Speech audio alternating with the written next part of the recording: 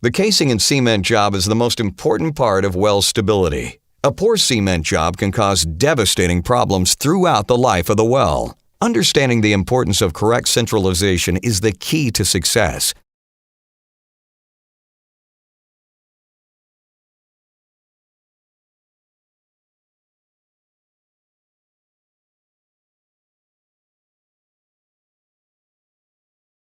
Casing should be prepared in advance. Centralizers, for the best results, should be placed approximately 8 feet from the pin end of the casing. This placement helps to support the heavier coupling section of the pipe and helps eliminate sag. During the makeup of pipe, couplings are used at each joint to connect the casing together. The couplings make the pipe rigid and can cause problems when running casing in an open hole, such as channeling or key seats. This should be avoided wherever possible. In open hole, the walls of the wellbore are sharp, rigid, and often fragile. The casing is heavy, solid, and doesn't easily curve with a hole. The well rugosity or wellbore roughness is often ignored but should always be taken into consideration. Often it is presumed a horizontal well looks like this: horizontal, straight, smooth.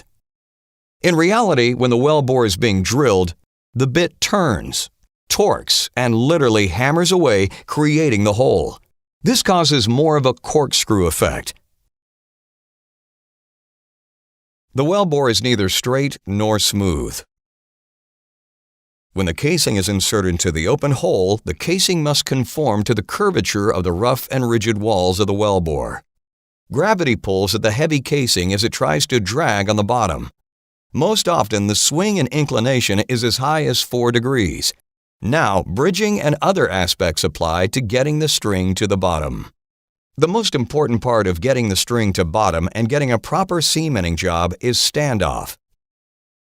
Standoff is the space between the casing and wall of the wellbore. It is measured in percentage ratios, which determines how centered the casing is in the hole. It is natural for the standoff to vary in different areas of the wellbore, but if it drops below 67% in any area of the wellbore, the results could be devastating. Looking at the tight spot, we can tell that the casing on the left is literally up against the wall of the annulus.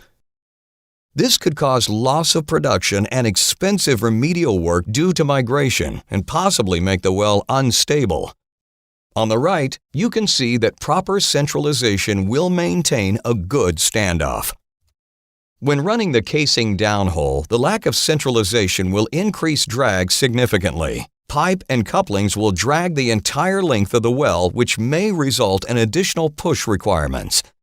Key seats, the common grooves created by the couplings of the casing joints, cause gouging, lost circulation, or even stuck pipe. All of which can be simply avoided by having the best standoff due to proper centralization. Washouts are extremely common in many wells, requiring vast amounts of excess cement. But little to no consideration of the correct centralizer type is discussed.